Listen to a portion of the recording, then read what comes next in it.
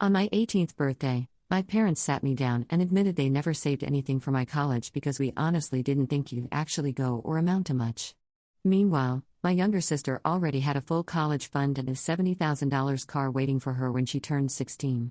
Now I'm putting myself through school working 2 jobs and they keep asking why I seem so distant lately. I turned 18 on a Tuesday in March. My mother made her famous chocolate cake, the one she only baked for special occasions, and my father came home early from work. They asked me to sit down at the dining table after dinner, their faces serious in a way that made my stomach clench. "Sweetheart, we need to talk about your future," Mom began, folding her hands on the table. "College applications are due soon, and we want to be honest with you about finances." I nodded, waiting. My younger sister Bethany was upstairs, probably sprawled across her bed scrolling through social media. She was 14 then, still 2 years away from the BMW they'd already purchased and hidden in our grandfather's garage. Dad cleared his throat. "The thing is, Claire, we don't have any college savings set aside for you." The words hung in the air like smoke.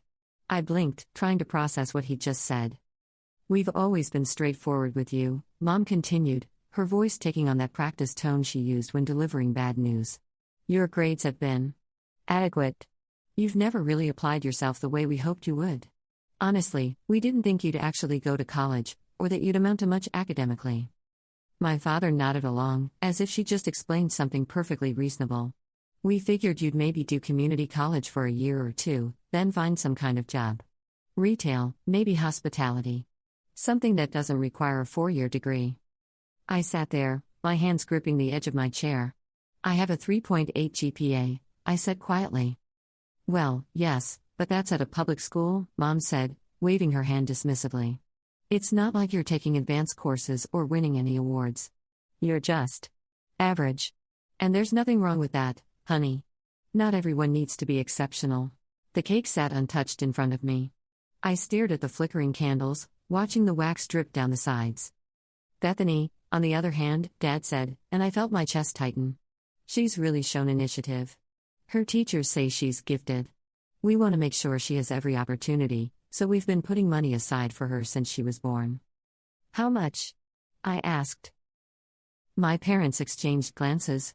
"That's not really relevant to your situation," Mom said. But I already knew. I'd seen the statements once, left out on Dad's desk. $240,000. Enough for 4 years at any school she wanted, with money left over. "We thought you should know now, so you can make realistic plans," Dad said. "Maybe look into student loans or work-study programs. Plenty of people pay their own way through school. It builds character." I stood up from the table. My legs felt shaky, but I managed to keep my voice steady. "Thank you for telling me." "Don't be upset, sweetheart," Mom called after me as I headed toward the stairs. "This is just us being practical. You'll understand someday." I locked myself in my bedroom and didn't come out until morning. The next 3 months were a blur of applications, FAFSA forms, and scholarship essays. I applied to 15 schools, all of them offering programs in business administration. My guidance counselor, Mrs. Patterson, helped me navigate the financial aid process. She seemed surprised by how much documentation I needed to provide, how many hoops I had to jump through to prove I deserved help. "Your parents really aren't contributing anything?" she asked one afternoon, peering at me over her reading glasses. "Not a cent." She frowned, tapping her pen against her desk. "That's going to make things harder. The system assumes parental contribution until you're 24 or married. Have you considered talking to them again?" I had tried. Once. My father told me I was being dramatic and that they'd already given me 18 years of food, shelter, and clothing. "We don't owe you a free ride," he'd said. "Time to grow up." In the end, I cobbled together enough financial aid and loans to make it work. I got into State University, 3 hours away from home. The scholarship covered about 40%, loans covered another 40%, and I'd have to earn the rest. I found a job waitressing at a diner near campus and another doing data entry for an insurance company on weekends. Between the two, I could just barely make rent and tuition. The day I left for college, my mother hugged me at the door. "Call us when you get settled," she said. "And don't forget Bethany's birthday next month. She'd love to hear from you." My father handed me a $50 bill. "For gas," he said. I took it without a word and drove away. Freshman year was brutal. I attended classes from 8 to 3, Worked the dinner shift at the diner from 4 to 11, then stayed up past midnight finishing assignments. Weekends meant 8-hour shifts at the insurance office, typing in claims data until my eyes burned. I learned to survive on 4 hours of sleep and cheap ramen noodles. My roommate, Jessica, came from a family that paid her tuition outright. She'd wake up at 10, complain about being tired, then head to brunch with friends while I stumbled off to my morning shift. I didn't talk to my parents much that first semester. They'd call occasionally, always with the same questions: how were my grades? Had I made any friends? Was I eating enough? The conversations felt hollow, like they were checking boxes on a list of parental obligations. They never asked about my jobs, never offered to help with books or rent. In November, Bethany called me crying. "Mom and Dad are fighting about my car," she sobbed. "They want me to wait until my actual birthday to get it, but I want it now. It's so unfair." I held the phone away from my ear and stared at the ceiling of my cramped dorm room. "Life's tough," I said finally. "You don't understand," she whined. "All my friends have cars already. I'm the only one who has to get rides everywhere. I don't have a car either, Beth." "That's different. You're in college. You don't need one." I hung up before I said something I'd regret. Christmas break arrived, and I went home because I couldn't afford to stay in the dorms. The campus closed during winter break, and subletting an apartment for 3 weeks didn't make financial sense. I'd picked up extra shifts at both jobs before leaving, squirreling away every dollar I could for next semester's textbooks. The house looked the same. Wreaths on the doors, lights strung along the gutters, the same artificial tree in the living room that we'd had since I was 10. Bethany was lounging on the couch when I walked in, her new phone in her hand. The latest model, of course. "Claire," she squealed, jumping up to hug me. "I missed you so much. Tell me everything about college." I gave her a brief summary, leaving out the exhaustion and the constant stress about money. She listened with half an ear, already distracted by something on her screen. Dinner that night was strange. My parents asked polite questions about my classes, but the conversation kept drifting back to Bethany and her achievements. She'd made honor roll again. She'd been selected for the advanced choir. She'd been asked to join the debate team. "We're so proud of her," Mom said, beaming. "She's really blossoming." "That's great," I said, pushing food around my plate. "How are your grades?" Dad asked, turning to me. 3.7 for the semester. He nodded slowly. "Not bad. Better than we expected, honestly." Something inside me cracked, just a little. "I'm also working 60 hours a week to pay for everything, including the textbooks you said you'd consider helping with." The table went quiet. Mom set down her fork. "We never said we'd help with textbooks, Claire. You must have misunderstood." I hadn't misunderstood. She'd said "we'll see" during our last phone call, and I'd taken that as a maybe. Apparently, "we'll see" meant no. "Why are you being so hostile?" Bethany asked, her voice small. "We're just trying to have a nice family dinner." I stood up, my chair scraping against the floor. "I'm not hostile. I'm tired." I spent most of that break in my childhood bedroom, which had already started to feel like a guest room. Mom had cleared out my old posters and replaced them with neutral art. My bookshelf was gone, replaced by a decorative vase. It was like they were erasing me piece by piece. On New Year's Eve, I overheard them talking in the kitchen. I'd come downstairs for water, but stopped when I heard my name. "She's so distant now," Mom was saying. "I barely recognize her anymore." "It's just a phase," Dad replied. "College changes people. She'll come around." I worry she's holding a grudge about the money situation. We did the right thing, didn't we? I mean, she was never going to be Harvard material. We gave her a realistic assessment of her abilities. That's more than a lot of parents do. She should be grateful we're not coddling her. I stood in the hallway, my hand on the banister, and felt something inside me turn to stone. Not anger, anger was hot and impulsive. This was colder, more deliberate. I walked back upstairs without getting the water and started making a plan. Update 1. I returned to school in January with a new sense of purpose. My grades had always been good, but now I became obsessive. I stopped socializing entirely, turned down every party invitation, every study group that seemed more social than academic. Between classes and work, every spare minute went into assignments, research papers, and extra credit opportunities. By the end of spring semester, I had a 4.0. My business administration professors started noticing me. Professor Hendricks, who taught advanced accounting, pulled me aside after class one day. Have you considered joining the Business Honors Society? She asked. Your work is exceptional. We'd love to have you. I joined. It meant more time commitments, more meetings, but it also meant networking opportunities. I met seniors who told me about internships, about companies that recruited heavily from our program. I started building connections, learning how the business world actually operated beyond textbooks. Summer came, and instead of going home, I stayed in a sublet apartment near campus. I'd landed an internship at a regional accounting firm, unpaid but prestigious. I kept my weekend job at the insurance company and picked up freelance bookkeeping work for small businesses on the side. I was making just enough to survive, but I was also building a resume. My parents called in July. Bethany's birthday is coming up, Mom said. We're having a big party. You should come home. I can't. I have work. Surely you can take one weekend off. She's turning 16, Claire. This is important. I can't afford to lose 2 days of pay, I said flatly. Send her my love.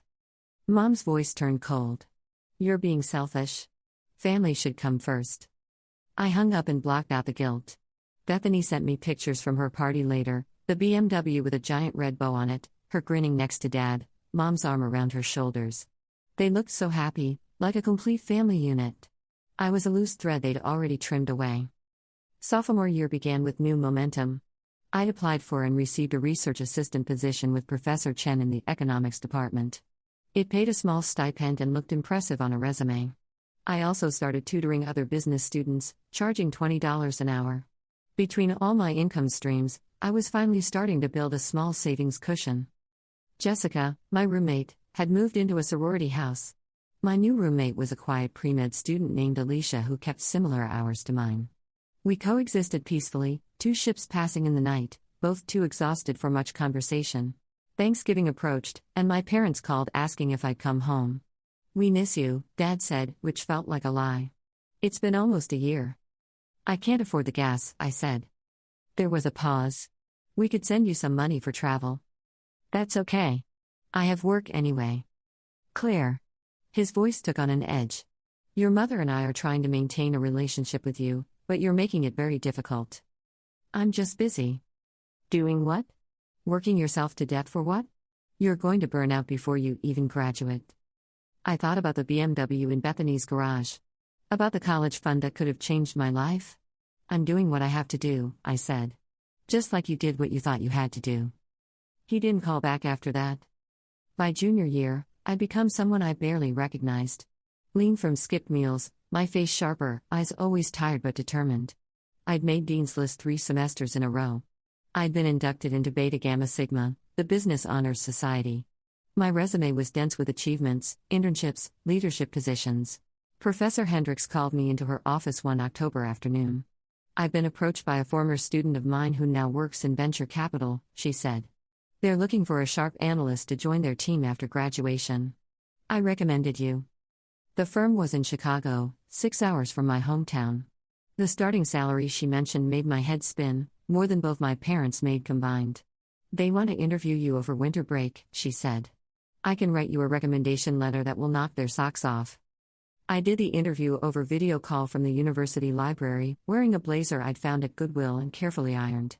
The interviewer, a woman named Rebecca Strauss, asked me about my background, my goals, my understanding of market analysis. We talked for 90 minutes. At the end, she leaned back in her chair. Your grades are outstanding, your recommendations are glowing, and you clearly have the drive we look for, she said. But I have to ask, why venture capital? Most students your age don't even know what that means. I'd prepared for this question. Because I understand risk, I said. I understand what it means to bet on yourself when no one else will. I understand what it takes to build something from nothing. She smiled. When can you start? The job offer came 2 weeks later. Contingent on graduation, of course, but it was real. $65,000 a year to start, with performance bonuses and benefits. I read the email 3 times, then sat in my dorm room and cried. Not from joy, exactly. From relief. From the bone-deep knowledge that I'd done it, that I'd pulled myself up without their help. I didn't tell my parents. Not yet. Christmas rolled around again, and this time I had an excuse ready. I was flying to Chicago for a second interview, meeting the team in person. It wasn't a lie, exactly. They'd invited me to visit the office, meet my potential colleagues, get a feel for the city. The firm even paid for my flight and hotel. My mother called on Christmas Eve. "You're not coming home again?" "I have an important opportunity I can't miss." "More important than family?" Her voice cracked slightly. "Claire, we barely see you anymore. Bethany asks about you all the time. She misses her big sister." That last part almost got me. I did miss Bethany, despite everything. She was still just a kid, not responsible for our parents' choices. "I'll try to visit in the spring," I said, knowing I wouldn't. Chicago was cold and beautiful. The firm's office occupied the 23rd floor of a glass building downtown, with views of the lake that made me forget to breathe. Rebecca introduced me to the team: 5 analysts, 3 associates, 2 partners. They took me to lunch at a restaurant where the cheapest entree cost more than I used to make in a day at the diner. "We think you'd be a great fit," Rebecca said over coffee. "You've got something most candidates don't: hunger. Real hunger. The kind that can't be taught." I accepted the offer that afternoon. Spring semester of senior year felt surreal. I was finishing my degree, wrapping up my final classes, preparing for graduation. My parents called in March to ask about attending the ceremony. "Of course you should come," I said. "I'll send you the details." "We're so proud of you," Mom said, and the words felt meaningless. "We always knew you'd figure things out." Graduation day was hot and sunny. I walked across the stage in my cap and gown, accepted my diploma, smiled for the official photographer. My parents and Bethany sat in the audience somewhere, but I didn't spot them in the crowd. Afterward, they found me outside the auditorium. "Congratulations, sweetheart," Dad said, hugging me. He smelled the same as always: coffee and aftershave. "We're taking you to dinner to celebrate." Over pasta at an Italian restaurant near campus, they asked about my plans. This was the moment I'd been waiting for, planning for, dreaming about during those long nights working double shifts. "I have a job lined up," I said casually. "Starting in July." "Oh?" Mom perked up. "Where?" "Chicago. Venture capital firm." Dad frowned. "That's quite far. What does it pay?" I took a sip of water, letting the moment stretch. $65,000 to start, plus bonuses. The table went quiet. Mom's fork clattered against her plate. "65,000? She repeated. "Are you certain?" "Plus benefits and a signing bonus." Bethany, now 17 and already talking about college applications, stared at me with wide eyes. "That's more than Dad makes." My father's jaw tightened. "That seems unusually high for an entry-level position." "It's competitive," I said. "The firm recruits top graduates. They offered me the position back in December." "Why didn't you tell us?" Mom asked. I met her gaze steadily. I wanted to make sure it was real first. I didn't want to get anyone's hopes up. We finished dinner with stilted conversation. They asked about the job, the city, whether I'd found an apartment yet. I gave minimal answers, watching them process this new version of me: successful, independent, completely beyond their reach. As we walked to the parking lot, Dad pulled me aside. "I hope you're not taking this job just to prove something," he said quietly. "To us, I mean. I'm taking it because it's an incredible opportunity," I replied. "Because I earned it. Because I worked for it." "We're proud of you," he said again, but his eyes told a different story. He looked uncomfortable, like I'd somehow broken an unspoken rule. I moved to Chicago in June. My apartment was small but mine, a studio in a building full of other young professionals, all of us climbing our own ladders. The firm was everything I'd hoped. Fast-paced, challenging, demanding. I worked 70-hour weeks and loved every minute. I was learning real skills, making real money, building a real career. Update 2. My first year at Strauss Capital flew by in a blur of deal analyses, investor meetings, and late nights at the office.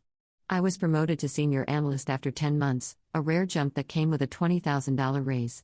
Rebecca became my mentor, teaching me not just about finance but about negotiation, about reading people, about the subtle art of knowing when to push and when to wait. I bought furniture for my apartment. Real furniture, not hand-me-downs or IKEA pieces assembled with hex wrenches. I hired a financial advisor who helped me structure my bonuses and set up investment accounts. For the first time in my life, I had savings. Real savings, growing steadily, cushioning me against disaster. My parents called monthly at first, then less frequently.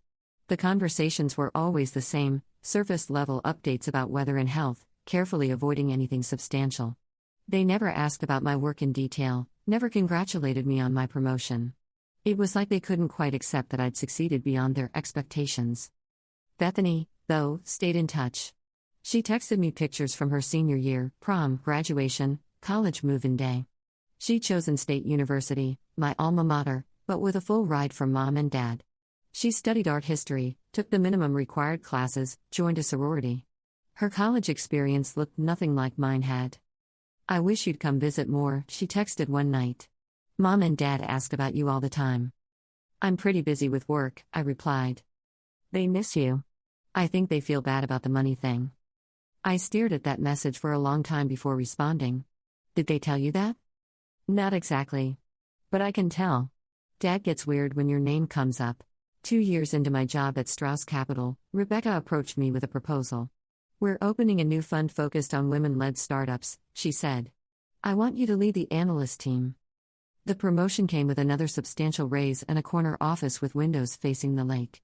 At 24, I was making more money than I'd ever imagined possible.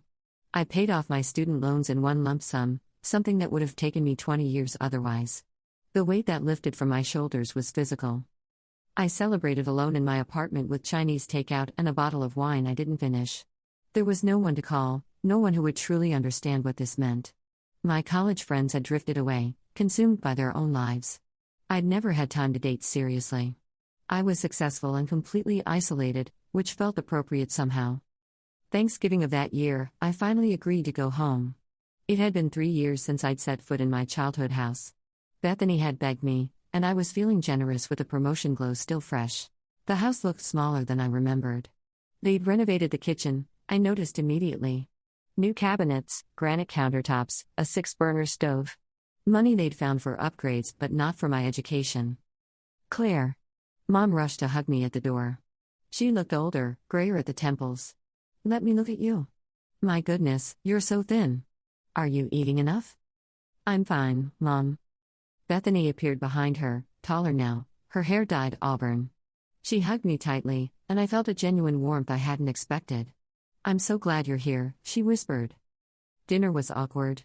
Dad carved the turkey in silence while Mom chattered nervously about neighbors and church gossip. Bethany tried to bridge the gaps in conversation, asking me about Chicago, about my job, about whether I was seeing anyone. "Tell us more about what you do," Dad said finally, setting down his knife. "This venture capital business." I explained it simply, evaluating startup companies, deciding which ones to invest in, helping them grow. He listened with a furrowed brow, like I was describing something vaguely disreputable. "Sounds risky," he said. "It is. That's the point." "And they pay you well for that?" I met his eyes. "Very well."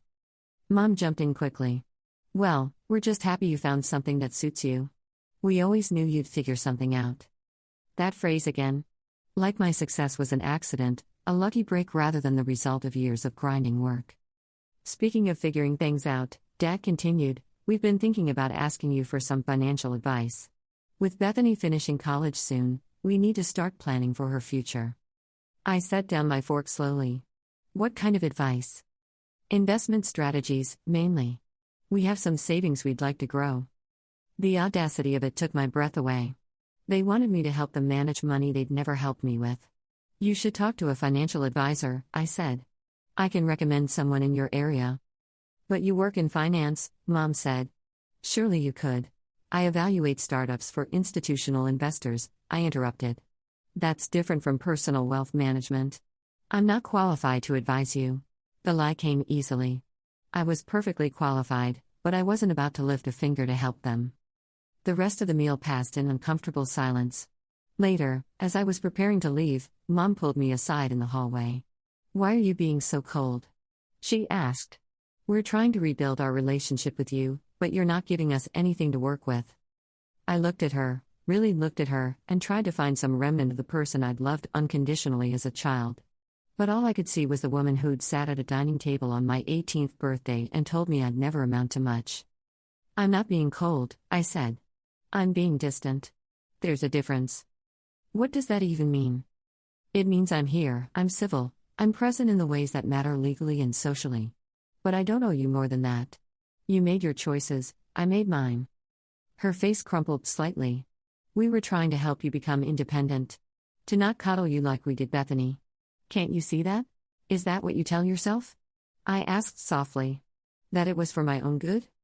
I left before she could answer and drove back to Chicago through the dark. 3 years later, I was 27 and a junior partner at Strauss Capital. My portfolio had generated a 32% return, well above industry standards.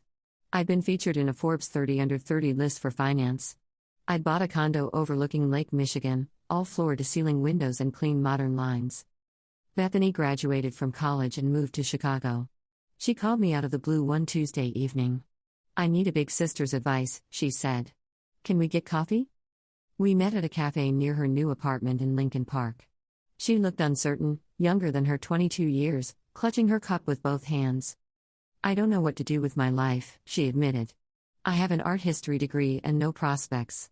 Mom and Dad keep asking when I'm going to get a real job, but every interview I go to, they ask about my experience, and I have nothing to tell them.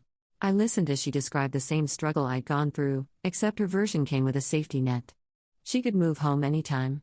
She had no loans hanging over her head. She'd never worked a day during college. What did you do? She asked. How did you figure it all out? I worked, I said simply. Constantly. I found opportunities and took them, even when they were hard or unpaid or inconvenient. I built a resume piece by piece. She nodded slowly. Mom said you were so driven in college. Like you had something to prove. I did have something to prove. To who? I looked at my younger sister, this girl who'd been handed everything I'd been denied, and felt something shift. It wasn't her fault. She'd just been the favorite, the chosen one, through no action of her own. To myself, I said finally. Over the next year, I helped Bethany find her footing. Got her an informational interview at a small gallery, then another at an auction house. Taught her how to network, how to follow up, how to present herself professionally. She landed an entry-level position curating exhibitions for a contemporary art space. The pay was terrible, but it was a start. We started having dinner together monthly. She talked about her job, her roommates, her tentative attempts at dating. I listened and offered advice when asked. Slowly, we rebuilt something that felt like a real sisterly relationship, separate from our parents. She brought them up sometimes. Dad asks about you, she'd say. Wants to know if you're dating anyone, if you're happy. What do you tell him? That I don't know. That you don't really talk about that stuff. The truth was I'd had a few relationships, nothing serious. A lawyer who worked too much, an architect who wanted children immediately, a teacher who couldn't understand my drive. They all eventually made the same observation: I was closed off, guarded, unable to let anyone truly in. They weren't wrong. Update 3. When I turned 30, Rebecca asked me to join her for lunch at the same restaurant where they'd taken me during my initial visit. I have a proposition, she said over seared scallops. I'm launching my own firm. Smaller, more focused. I want you as my founding partner. She laid out the details. We'd start with 3 analyst positions, build from there. Equal partnership, equal decision-making. A chance to build something from scratch. I'm in, I said immediately. We launched Strauss & Chen Capital 6 months later. The name had been Rebecca's idea, alphabetical, professional, forward-looking. We rented office space in a newer building, hired 3 brilliant recent graduates, and started building our portfolio. The first year was terrifying and exhilarating in equal measure. My parents found out about the firm through Bethany. Mom called, congratulatory but confused. You started your own company? Why didn't you tell us? I've been busy. We could have helped. Your father knows people in business. He could have made introductions. I almost laughed. That's okay. We're doing fine. The firm exceeded projections. By year 2, we closed deals with 4 promising startups, all led by women, all in sectors the traditional finance world overlooked: sustainable fashion, maternal health tech, educational platforms. We were making money and making a difference.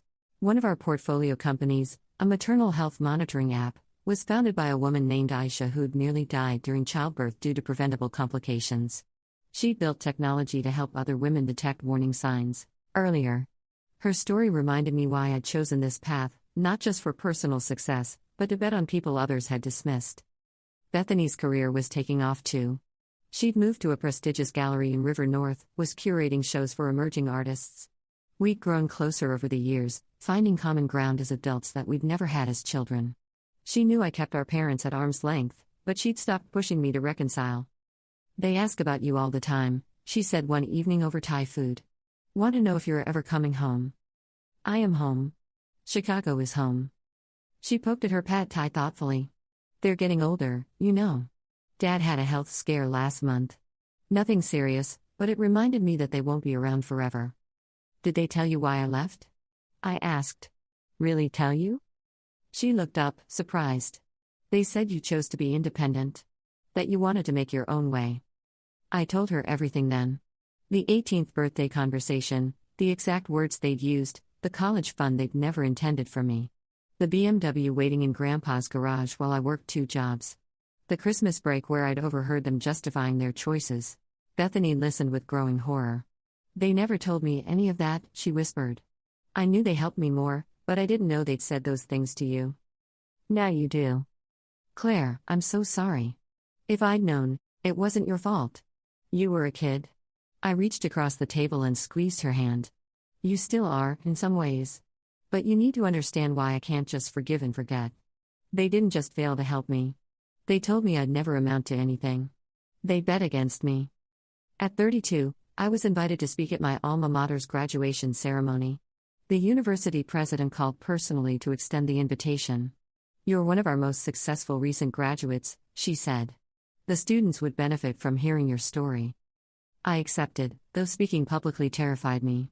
I spent weeks writing and rewriting my speech, trying to distill 7 years of struggle and success into 15 minutes. My parents asked if they could attend. "We'd love to see you speak," Mom said over the phone.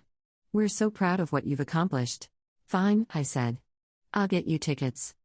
The auditorium was packed with students in cap and gown, their families filling the seats behind them.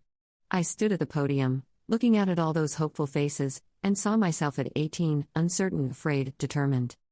I didn't follow my prepared remarks exactly. Instead, I spoke from a place of painful honesty. "Some of you are leaving here with supportive families, financial cushions, and clear paths forward," I began. "Others are leaving with nothing but debt and determination." I was in the second group. "And I want to tell you that while the road will be harder, it is absolutely possible to succeed." I talked about working 2 jobs through college. About surviving on 4 hours of sleep. About the professors who'd believed in me when my own family hadn't. I didn't name names, but I saw my parents shift uncomfortably in their seats when I mentioned that some people closest to you might doubt your abilities. "The greatest gift someone ever gave me was honesty," I said, my voice steady. "They told me exactly what they thought of my potential. They set my expectations low. And in doing so, they gave me something to prove. Not to them, they'd already made up their minds. But to myself. I concluded with advice about resilience, about building your own support network, about being the person who bets on yourself when no one else will." The applause was thunderous. Students stood. Faculty members nodded approvingly. Afterward, at the reception, my parents found me. Dad looked older than I remembered, his shoulders slightly stooped. Mom's smile was uncertain. "That was quite a speech," Dad said. "Thank you. We're not sure we appreciated being portrayed as unsupportive." I turned to face him fully. "I didn't portray anything. I told the truth. We did what we thought was best," Mom said, her voice thin. "We were trying to protect you from disappointment." By telling me I'd never amount to anything? Other guests were starting to stare. Dad took my elbow, trying to guide me toward a quieter corner. I pulled away. "Don't," I said quietly. "We're done here." Bethany appeared beside me, her expression torn. "Can we just have one day without this drama?" she asked. "I gave a speech about my experience," I said. "If that makes them uncomfortable, maybe they should examine why." I walked away before anyone could respond, shaking hands with faculty members and taking photos with students who wanted to talk about careers in finance. My parents left early. I saw them slip out during the reception, their backs rigid with hurt or anger or both. That night, Bethany called. "They're really upset," she said. "I know. Was it worth it? Airing everything publicly like that?" I thought about the students who'd approached me afterward. The young woman who'd told me her parents also doubted her. The first-generation student who'd thanked me for being honest about the struggle. The kid working 3 jobs who'd looked at me like I'd given him permission to keep going. "Yes," I said. "It was worth it."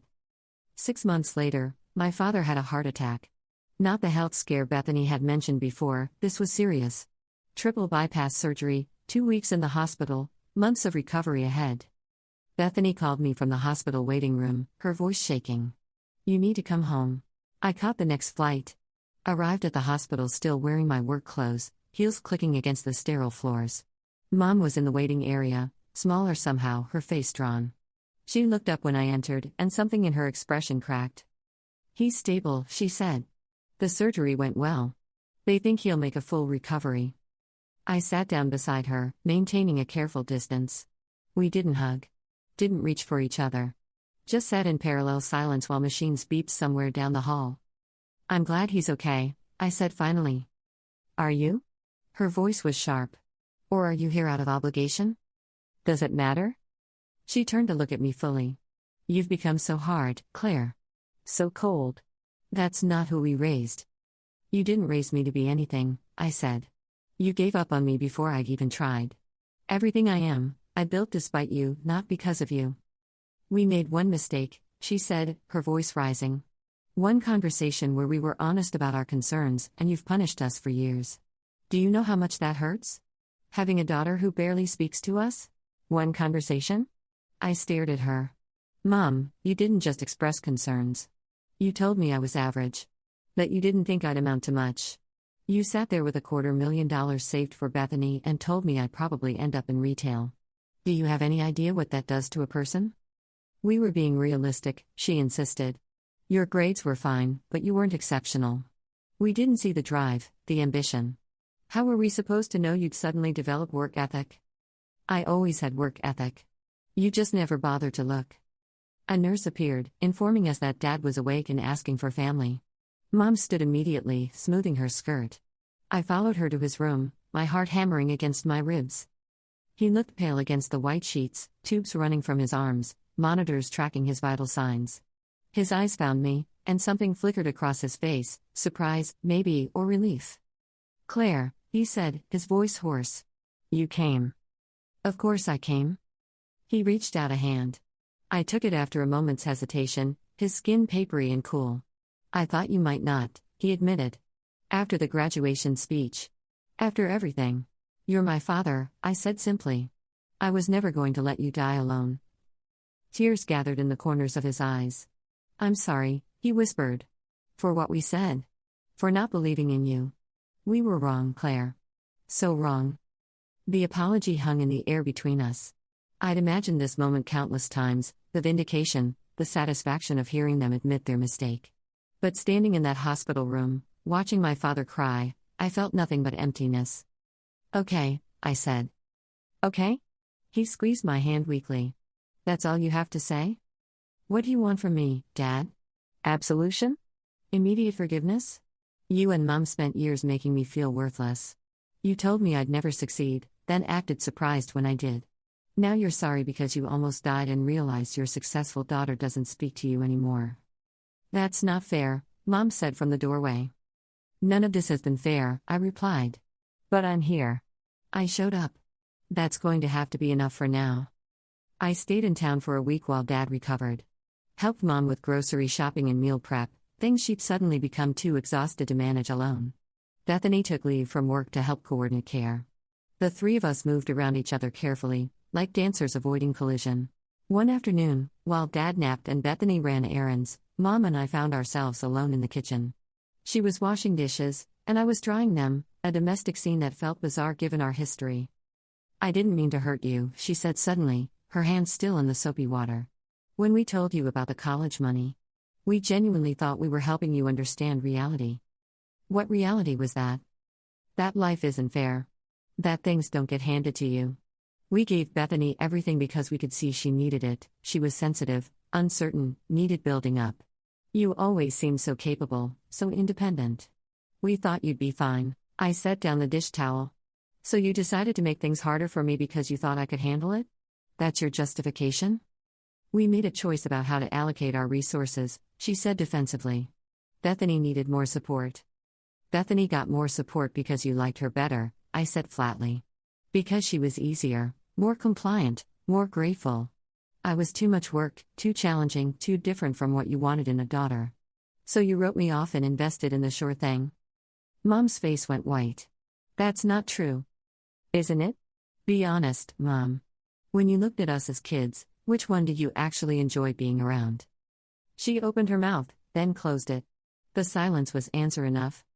I'm going for a walk, I said, leaving her standing at the sink. I returned to Chicago after Dad was discharged from the hospital. My company needed me. We were in the middle of closing a major deal with a women-led biotech startup. But I'd promised to visit more regularly, to check in weekly by phone. Baby steps towards something that might eventually resemble a functional relationship. Rebecca noticed the change in me immediately. You seem distracted, she said during a partners meeting. Everything all right? Family stuff, I said. My father had a heart attack. I'm sorry. Is he okay? He will be. It's complicated. She nodded, not pushing further. That was one thing I appreciated about Rebecca, she respected boundaries. Take whatever time you need, she said. Family comes first. But did it? I'd spent a decade building a life where family came last, where my parents' opinions and presence had zero impact on my choices. Now, suddenly, mortality was forcing a reckoning I wasn't ready for. That weekend, I met Bethany for brunch. She looked tired, older than her 25 years. How are they doing? I asked. Dad's healing well. Mom's a wreck. She keeps crying randomly and saying she wasted so much time. Wasted time doing what? Being angry at you, I think. Or feeling rejected. She won't say exactly, but I can tell she's processing a lot of regret. I pushed eggs around my plate. Do you resent me? For the way things turned out between us and them? Bethany considered the question seriously. Sometimes, she admitted. I miss having a close family. The holidays are weird now, knowing you won't be there. But I also understand why you can't just forgive them. What they did was messed up, Claire. I see that now. I'm not trying to take you away from them, I said. You can have whatever relationship you want with Mom and Dad. I know. But it's hard being caught in the middle. They ask about you constantly, want to know everything you're doing, but they're too proud or too scared to reach out directly. And you keep them at such a distance that I never know what to tell them. Tell them the truth, that I'm successful, that I'm fine, that I don't need anything from them. But you're not fine, she said gently. You're accomplished, yes. You're impressive and powerful and successful. But you're not fine. You're still angry, still hurting. And that's affecting your whole life, not just your relationship with them. I wanted to argue, but she was right. I'd built walls so high around myself that nobody could get close. I'd achieved everything I'd set out to prove, but I was lonely. Isolated by choice, maybe, but isolated nonetheless. Over the next year, I made an effort. Not for them, exactly, but for myself. I called Mom every Sunday evening, brief conversations about mundane things, weather, work, Bethany's latest gallery opening. I visited twice, staying in a hotel rather than my childhood bedroom, keeping the trips short and structured. Dad slowly recovered his strength. He'd retired early on medical advice, spending his days gardening and attending physical therapy. He seemed gentler somehow, the brush with death having softened his edges. During one visit, he asked if he could see my office. I'd like to understand what you do, he said. Really understand it. I gave him a tour of Strauss and Chen Capital's offices, introducing him to Rebecca and our analysts. Showed him the portfolio boards tracking our investments, explained how we evaluated opportunities. He listened intently, asking intelligent questions, genuinely trying to grasp my world. Afterward, we had coffee in the conference room overlooking the lake. This is impressive, Claire, he said. Really impressive. I had no idea the scope of what you'd built. Thank you. I wish I'd seen it sooner. Seen you sooner. He stared into his cup. When you were in college, working those jobs, struggling, I told myself we were teaching you independence. But the truth is, I was jealous. I looked up, surprised. Jealous? Of your drive. Your ambition. I'd spent my whole career in middle management, never taking risks, never pushing for more. Then there you were, grinding away at something bigger, and instead of supporting you, I resented it. I told myself you'd fail because I couldn't handle the possibility that you'd succeed beyond anything I'd ever done. The confession sat between us, raw and honest.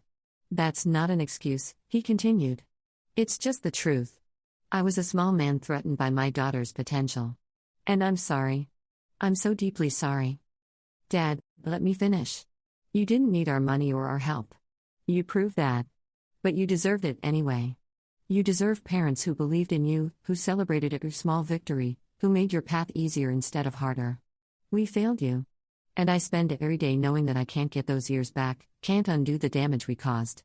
I felt something crack inside my chest, not breaking, but shifting. Making room for something new. I appreciate you saying that, I said quietly. More than you know. Can you ever forgive us?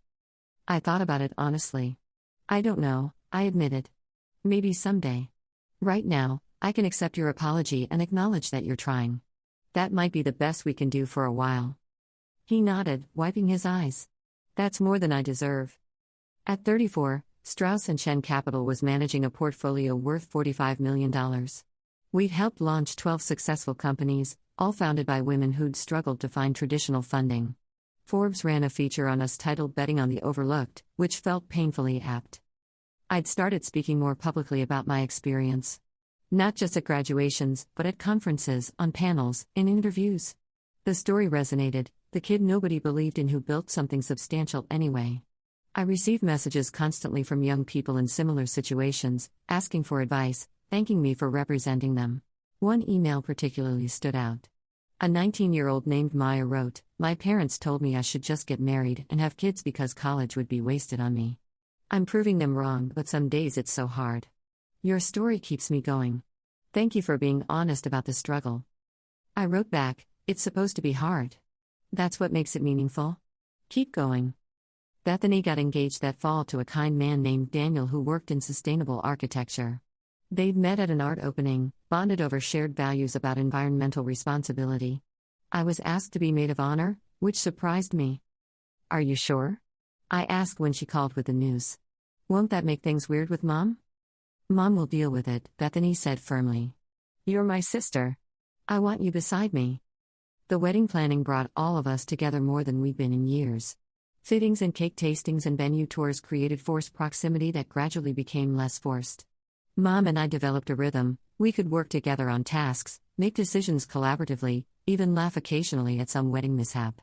One afternoon, while addressing invitations in Mom's living room, she said, "You know, I was wrong about you." I looked up from my careful calligraphy. "What?" "When you were 18. When we had that talk. I was completely wrong. You've exceeded every measure of success I could have imagined. And I'm sorry I didn't see it coming. Sorry I didn't help you get there." "Why now?" I asked. "Why are you telling me this now?" "Because I'm watching you with Bethany, seeing how supportive you are even though you have every reason to resent her. That's who you are, generous, loyal, capable of rising above pettiness. Those qualities were always there. I just didn't recognize them." I set down my pen. "I don't resent Bethany. I never did. She didn't choose how you treated us differently. I know. But still, you could have let that poison your relationship with her. Instead, you've become her champion." Mom's eyes were wet. "You're a better person than I am, Claire. Than either of your parents. And we don't deserve you, but I'm grateful for any relationship you're willing to give us." It wasn't absolution. It wasn't even full forgiveness. But it was acknowledgement, and that mattered. Bethany's wedding was beautiful, an outdoor ceremony in October with leaves turning gold and red around them. I stood beside her as she married Daniel, watched my little sister begin a new chapter surrounded by love and support. Our parents were there, beaming with pride, dancing together at the reception like they'd never doubted anything. During my maid of honor speech, I talked about watching Bethany grow up, about the sister she'd become to me as an adult. I didn't mention our complicated family history. This was her day, and she deserved joy untainted by old resentments. But afterward, as I was leaving the reception, Dad stopped me by the door. "That was gracious," he said. "The speech. You could have said so much more, exposed so much. But you protected her instead." "She's my sister," I said simply. Of course I protected her. He hugged me then, properly, for the first time in years. I let myself relax into it, just for a moment, feeling the warmth of parental affection I'd gone so long without. It didn't erase the past, but it hinted at a possible future. Final update. At 36, I met someone.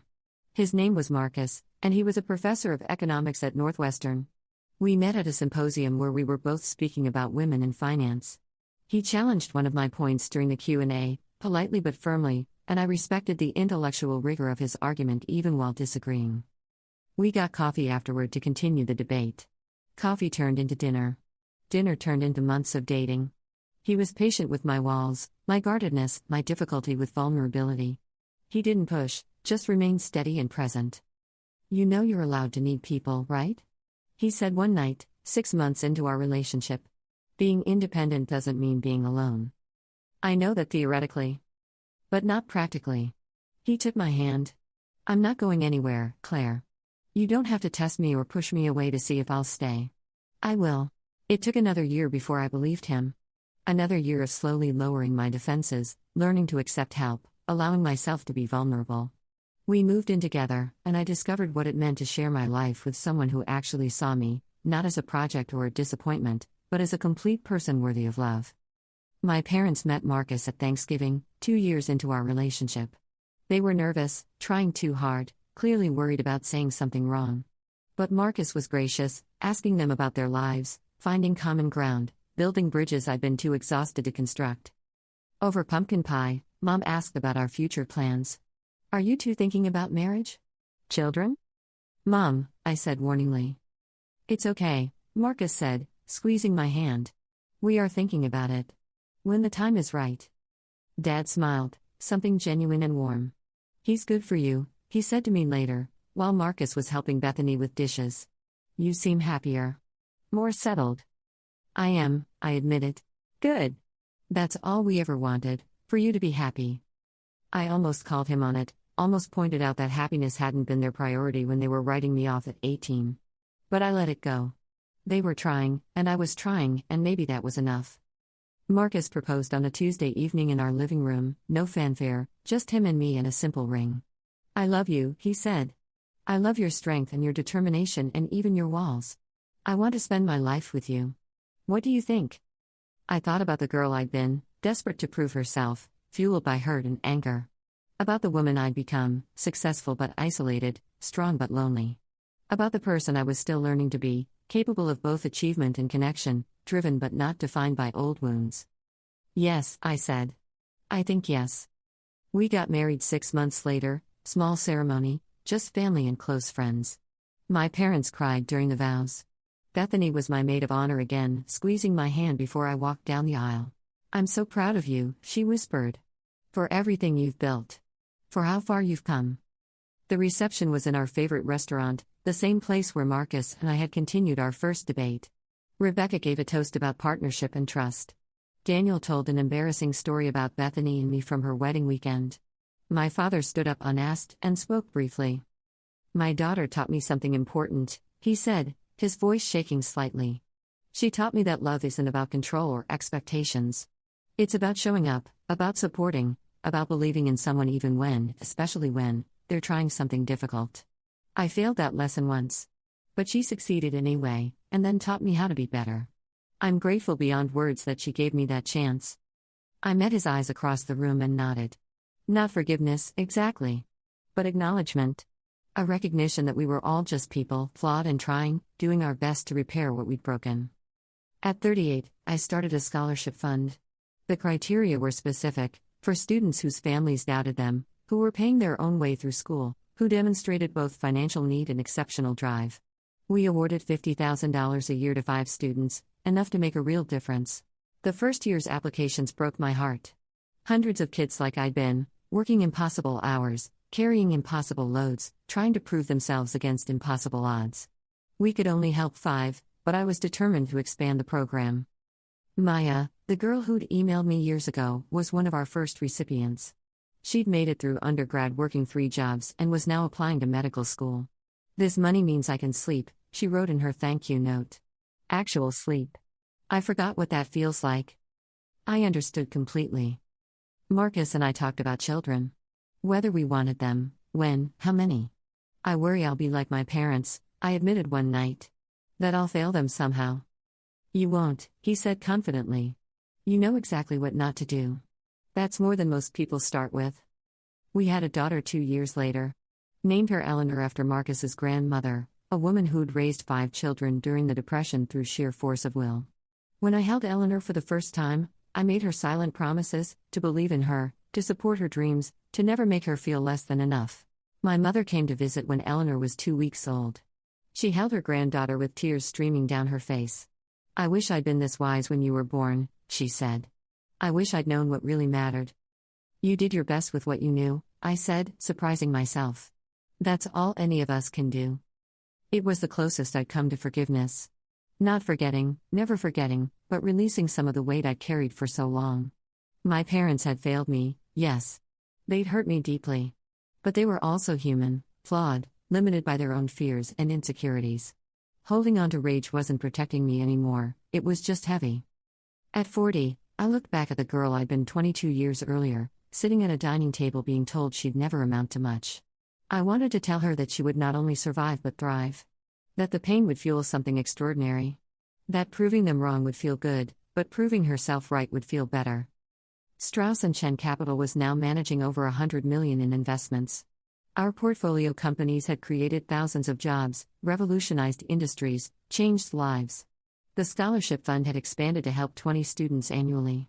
I'd written a book about my experience that had become required reading in several business schools. But the achievement I was proudest of had nothing to do with money or accolades. It was the relationship I'd built with my daughter, the way she looked at me with absolute trust. It was the marriage I'd created with Marcus, built on honesty and mutual respect. It was the friendship I'd maintained with Bethany, despite everything that could have torn us apart. It was learning that success meant more than proving doubters wrong. It meant building a life worth living. My parents and I had reached an uneasy peace. We'd never be close in the way some families are. Too much had happened, too much hurt remained. But we could share holidays, celebrate milestones, be present for each other in the ways that mattered. They'd met Eleanor, held her with gentle hands, promised to be better grandparents than they'd been parents.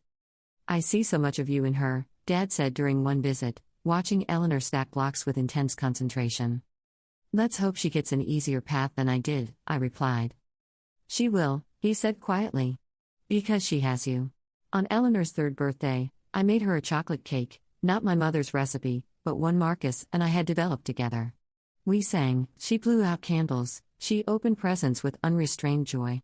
My parents were there, along with Bethany and Daniel and their new baby. It was noisy and chaotic and imperfectly perfect. Later, after everyone had left and Eleanor was asleep, Marcus found me on the couch. "You okay?" he asked. "Yeah. Just thinking." About? About how strange life is. How the worst thing that ever happened to me, my parents giving up on me, forced me to become someone I'm really proud of. If they'd supported me from the beginning, I might be someone completely different. "You think you wouldn't have been successful?" "Maybe I would have. But I don't think I would have been as driven, as hungry, as determined to help other people who were struggling. My pain had a purpose, even if I didn't see it at the time." He pulled me close. "You could have let it destroy you instead. The pain. The rejection. You could have become bitter or defeated. But you chose to let it fuel you. That's not about what happened to you, that's about who you are." Maybe he was right. Maybe resilience wasn't about what life threw at you, but about what you chose to do with it. I thought about Maya and the other scholarship recipients, about the messages I still received from young people trying to prove themselves. About Eleanor upstairs, sleeping peacefully, never having to doubt whether her parents believed in her. The distance between who I'd been and who I'd become felt vast.